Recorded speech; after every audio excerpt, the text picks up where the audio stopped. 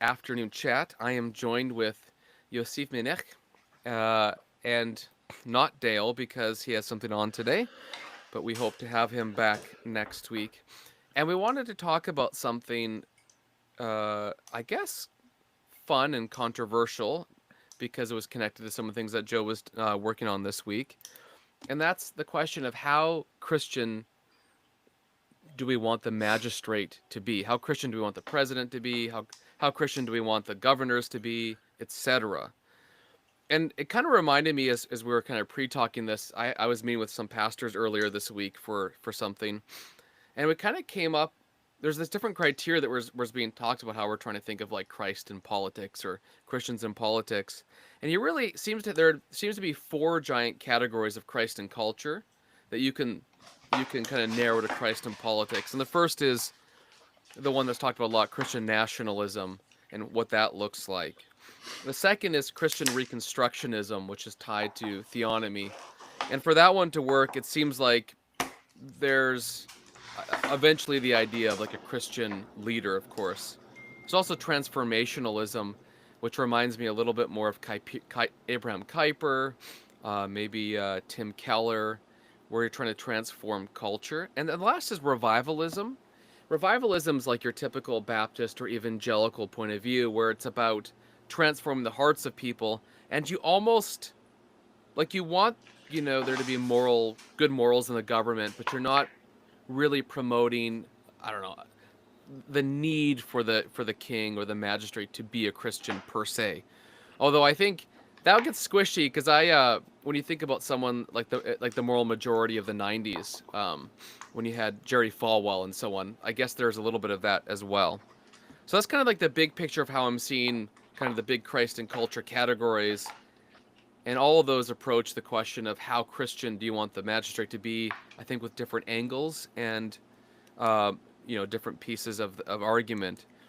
I don't know if you want to riff on that, Joe, because you've been thinking about that today. Yeah, just a very little bit. My suspicion is a lot like a lot of people, a lot of Christians, especially Christians above the age of 30. I like many others have probably gone through various permutations of that taxonomy that Wyatt just laid out.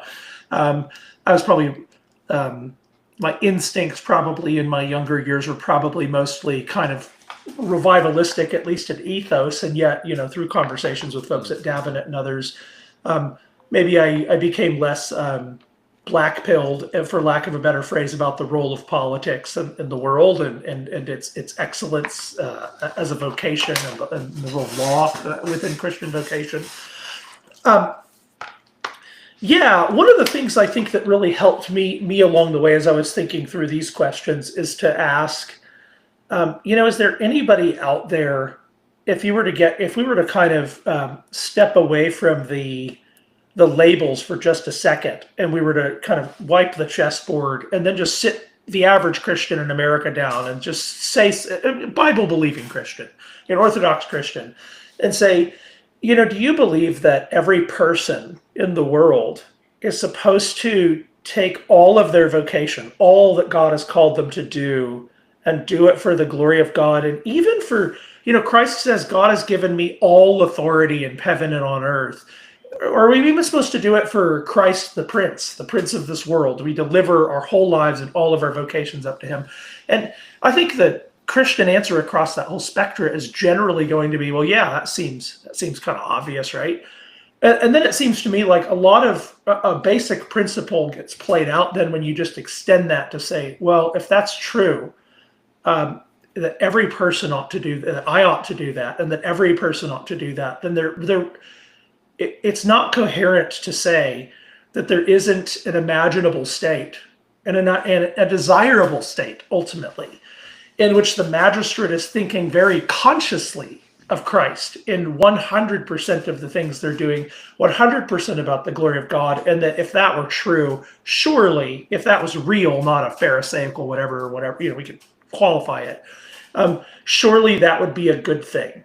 And then I think what politics becomes and what prudence becomes is to say, I think what very often happens is that, let's say that instinct is true. I think it's true. I think it's probably the kind of basic instinct guiding a lot of people thinking about these issues politically. Um, and yet, it's very important when we've clarified a principle to juxtapose it to the reality we're in and ask about how you mediate between those two things. And so, examples of that would be something like, um, I could also say, and actually, what I said was not, it was only another side of the coin of what I'm about to say. Is it desirable that all men everywhere repent of all their sins and believe in the gospel? Is it commanded? Is it their calling? Does God call them to repent and believe the God? All of them. And the answer is yes. The answer is also that we find ourselves in a situation deeply divided from that reality. And we could extend that same analysis to the home. God calls us to the vision of the home. Nevertheless, there's the actual home I live in, the actual kids, the actual wife, the actual husband. There's a vision for the church. Nevertheless, there's the actual church, the actual people, the actual pastor, the actual. And what I think very often happens is when we get heady and we recover the principles, we think that once I've gotten the principles correct and I figured out, and you could fill it in with any of those labels, transformationalism, reconstructionism, Christian nationalism, whatever you think the answer is, as though that just downloads itself. We're just supposed to now directly enact that. But one of the areas where we know that's the least possible is like the gospel. That's not how it works. We evangelize, we have strategies, we have missions, we think about how to do it, but we recognize you're playing a very long game in an area like that. And similarly, I think those patterns need to be thought out. And last thing I'll say, the relationship between our principial convictions about what is absolutely correct politically and civilizationally, not juxtaposed, but allied with an incredibly brutal realism about exactly where we are, and then having a sense of how to mediate between those two things, that itself is wisdom. How big of a step should we take? How radical do the movements need to be? When do they need to be radical? When do they need to not be radical? And it is the wise man, ultimately, who can see that far and know the step now, versus an ideologue who just thinks there's the goal. Let me just download it into the presence through a kind of seizure. That's right. I think that's a pretty helpful way to kind of break it down. You kind of started like how you move through different permutations of these categories. It might be useful too to kind of bring that out as well. Like, so I've never really been a Reconstructionist per se, and yet in my household growing up, I had Rushdoony's Institutes on my bookshelves. My father's a police officer, for example. So there was this idea, I was sort of a Reconstructionist, and then at the same time, there was revivalist tendencies. So we were Jerry Falwell's kind of moral majority, and conversionism was there. And then later in life, I kind of encountered the transformationalist impulse through someone like Tim Keller and so on. And Christian nationalism is interesting to me because I don't remember my exact history, but my entry point is not so much through the Christian nationalist discussions, but actually through political theory as such. I am Right. like kind of an old school Tory in my point of view, and that means I'm a nationalist. So I'm a Christian who is a nationalist but then I don't think I would call myself a Christian nationalist because the categories are also kind of strange. Because I don't know exactly what's in all those pieces. So there does seem to be an interesting thing, and yet no matter who you talk to, if they're a Christian, they will all agree you want president, governor, mayor, whatever, either to be Christian or to manifest kind of Christian values and ethics and ordering of things. It's almost to me like occasionally I feel like these groups talk past each other to a degree because everyone agrees on what they want at the conclusion level. Like if the U.S. had a Christian president and Senate and House and so on, I think every Christian would be pleased with that.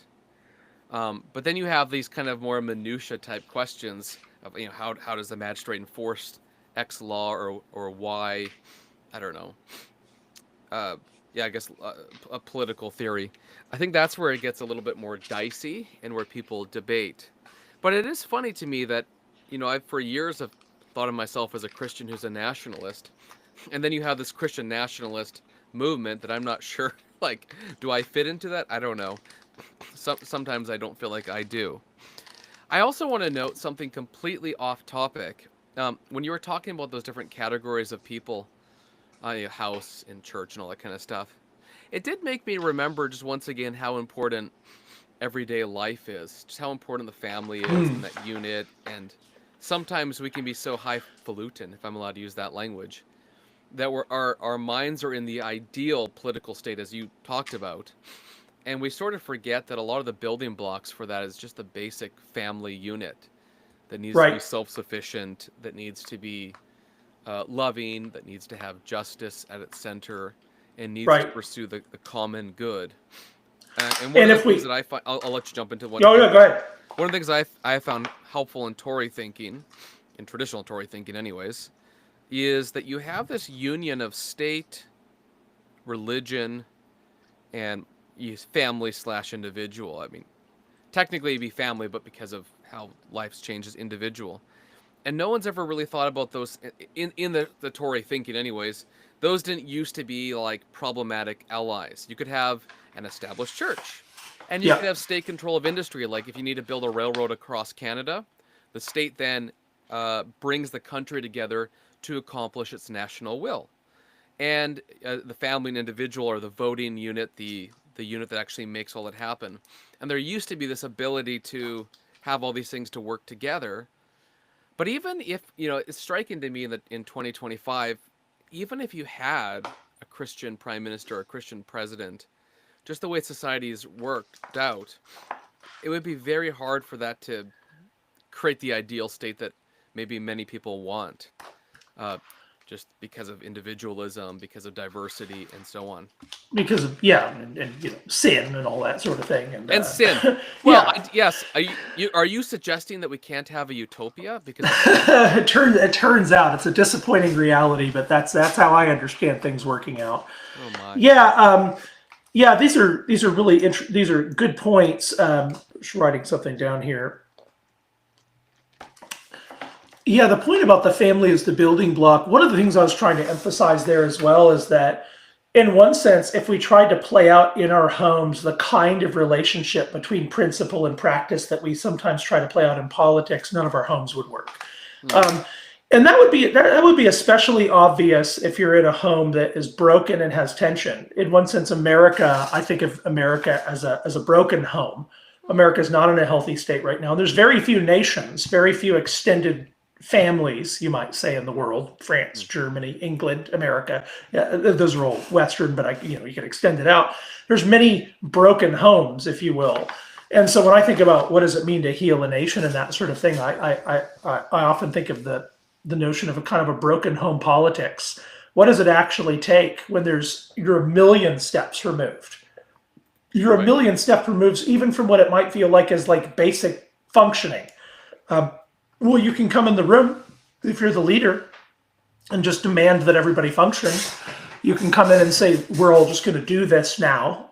But that's not actually how a broken home is healed. And that's not how America, I think, ultimately is going to be healed. Ultimately, what that means is I'll hang out with these people and everybody else can burn down in the rubble, or at least that's the implications a lot of the time. Um, on the yeah, on the question of the magistrate, that yeah, it seems to me. Well, no, I'm just going to throw it back to you. I'll come back. I'll reach back around to that. I think that I think I'd like you to be the magistrate. I think you'd do a good Well, job. I don't want to be.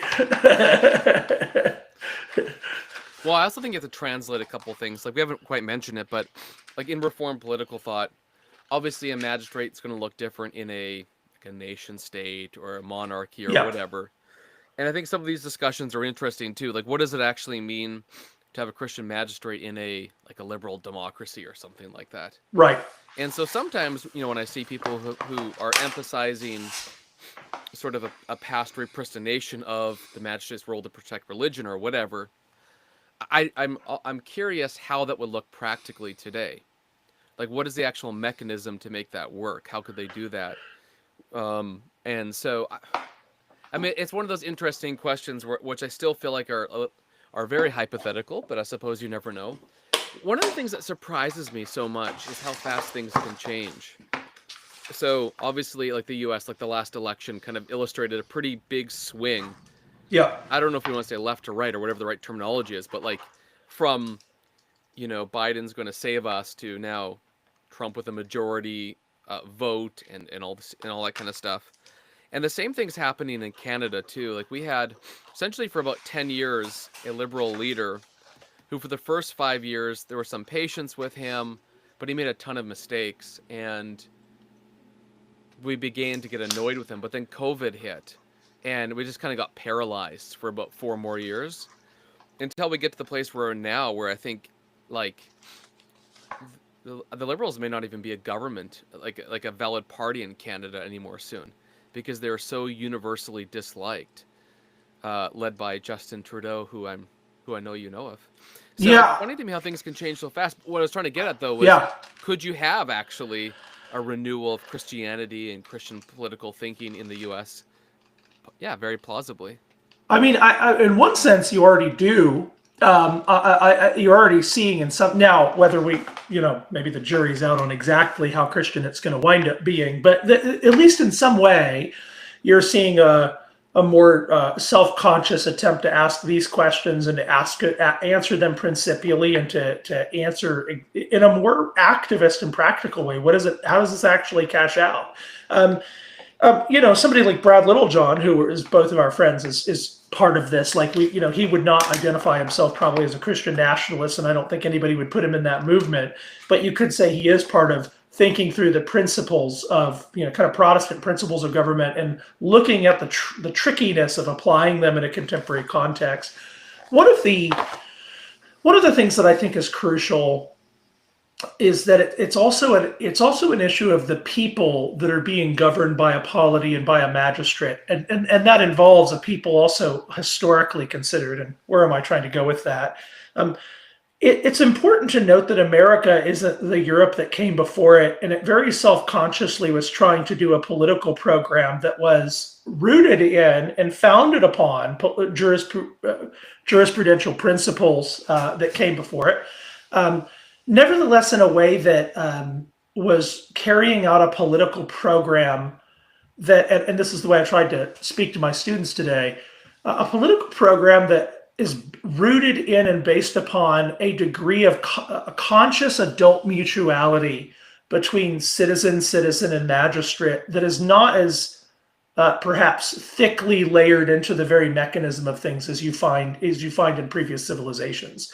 In other words, America was a place where it's like you're here to work hard. The government's going to be kind of here. You work out things amongst yourselves, and there's an expectation of a culture that's mature and built on a kind of adult mutuality written into the very fabric of things. And Robert Pogue Harrison at UChicago writes a book called Juvenescence, in which he says America is both the youngest and the oldest nation that has ever existed. Now, what you could argue is maybe we don't have the maturity to play the game. Maybe we've inherited a game that requires a moral formation that we don't have.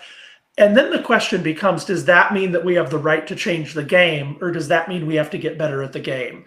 And I think there's a certain attitude in politics that would say what we actually want is the recovery of a magistrate that's talking to the 5-year-old. We want the adults to talk to the kids.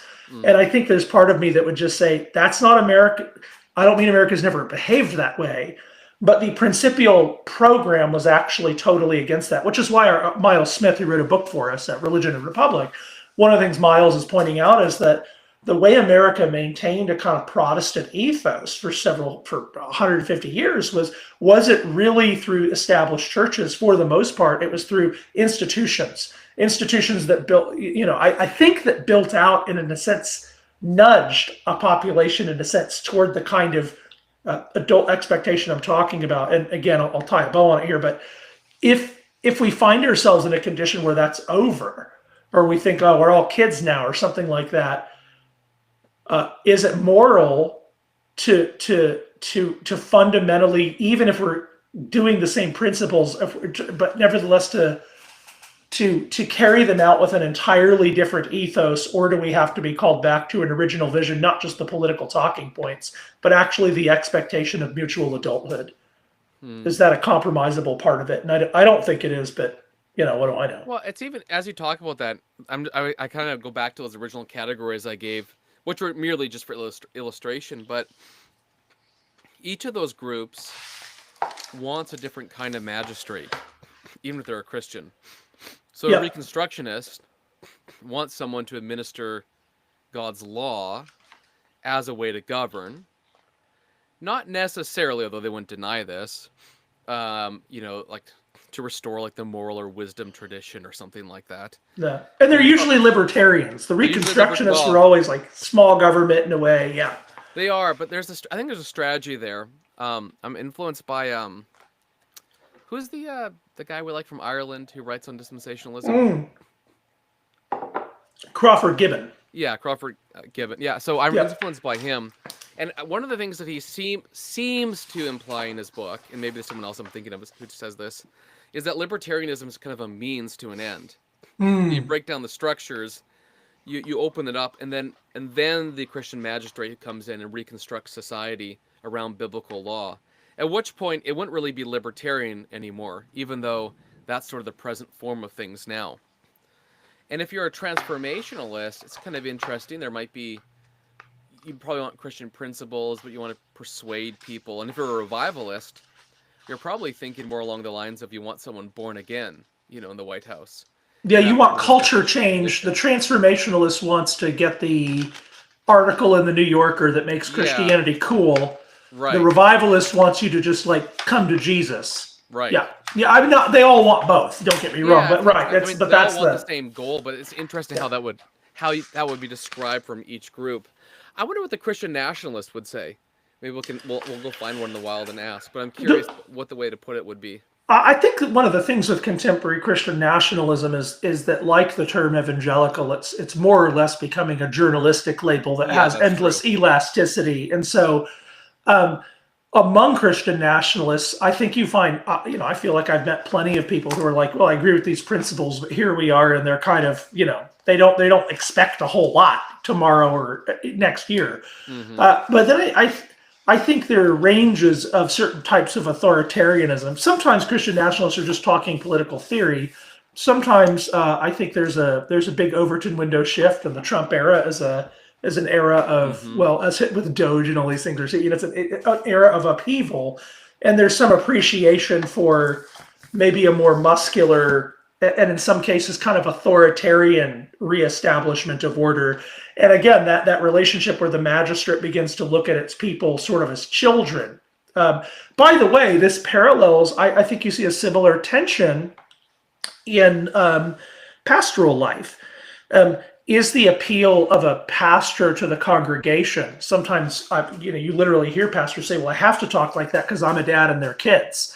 It's like, well, but are you a 30-year-old talking to a bunch of 5-year-olds, or as actually phenomenologically what's going on in the room, you're a 50-year-old talking to 30-year-olds? If my 60-year-old dad started talking to me at 40, the way you're talking to all these people, even in the office or something, I'd feel very demeaned because I'm an adult.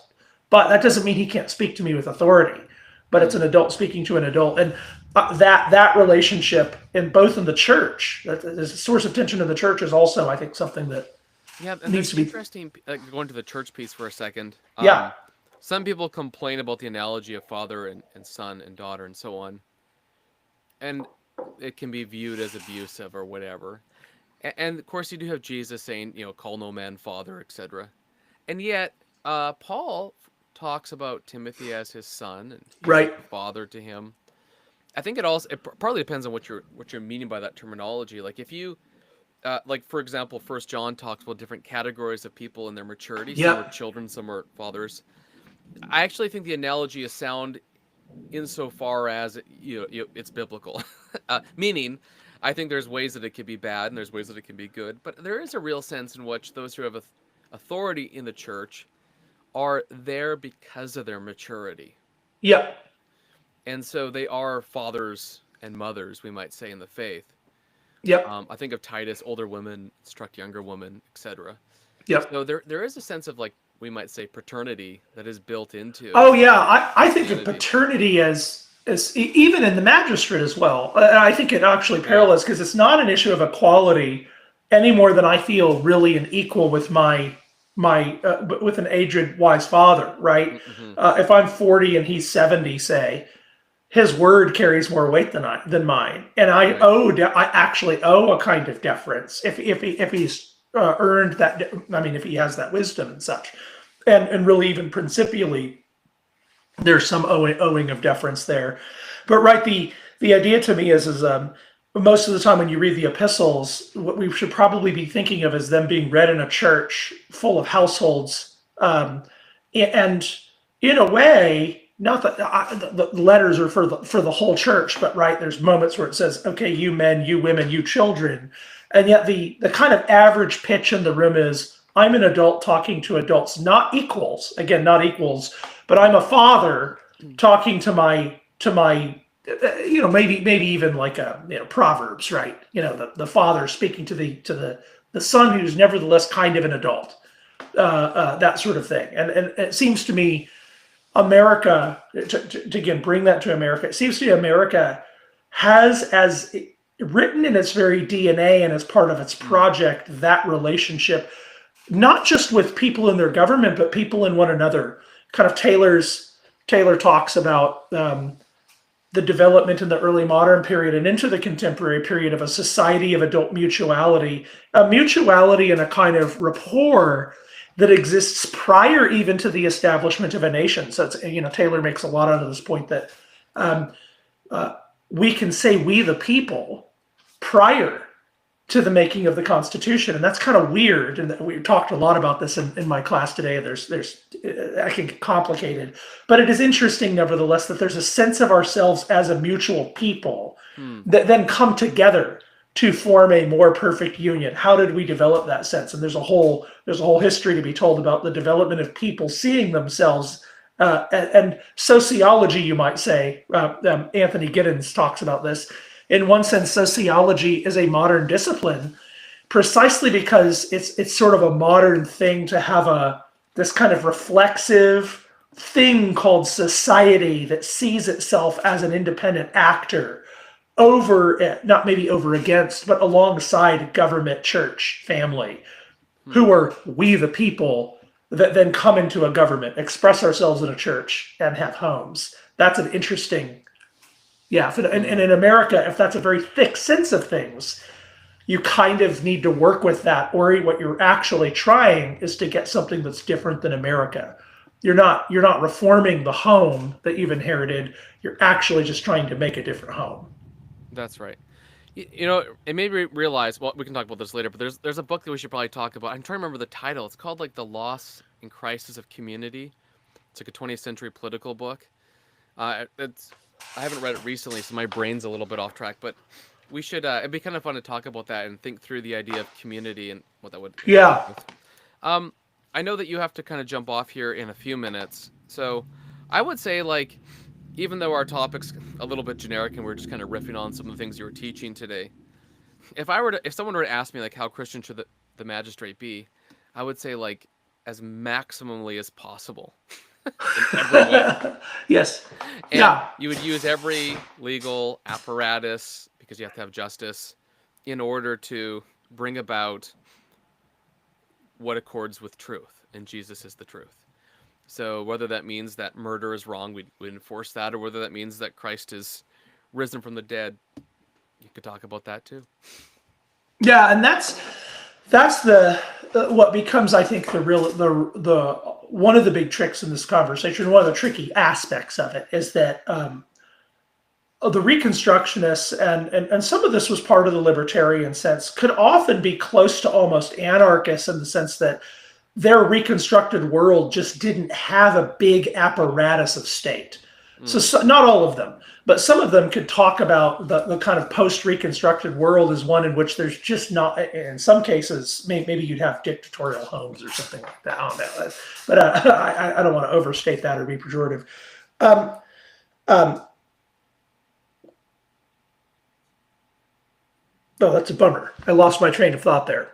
That happens when you go live sometimes. Yeah, well, it's interesting. This Friday for me, I'm kind of at the end of a very busy week, so my brain is probably about 24% capacity. Oh, I remember what I was going to say. I got it. We can take it. There's a way in which they tended to. Wyatt has found toys. Wyatt has found toys. I apologize, everyone. You can't. This man and his toy. But government would very often be tended to, like, its role was generally to restrain evil. Generally speaking, a lot of the Reconstructionists are going to focus on the role of the government in restraining evil, and that is distinct from the Christian nationalists, who are they agree with that role, but there's much more a sense of the government is supposed to promote the good. Right. That is part of the Romans 13 says that. 1 Peter 2 or 3 say that. 1 Peter 3 says that. And in one sense, that's biblical. That's part of the Protestant tradition. And then the question becomes, what does that mean in any particular commonwealth for, say, the promotion of something like public religion? The principle wasn't you could ever make people saved by the government, but it was that actually just public religion is good. It's just like good for the commonwealth. And so, they're acting as curators of the commonwealth, and public religion has some external effect on the commonwealth that's good, et cetera, et cetera. The question then becomes to me, even if that should be, the question of, should I pursue that right there as directly as possible from right here? That depends on your circumstance, because there's a million things that I should be doing, and I have to pick one. And one question is like, if, that person on that island in Senegal needs to be saved. So do 3 billion other people. Well, you know what? I pick that person in Senegal, and by golly, I'm going to go do everything. In one sense, you could say, like, well, maybe that's from the Lord, but also that could be very stupid and like not a good way to think about your goals. And I'm not prejudging. What I'd want to say is I'm trying to think about this principially. What I can't do is actually tell anybody what to do with politics, because I don't know at all. Yeah. But I can hear the rhetoric, and I don't want to just be a criticizer of rhetoric.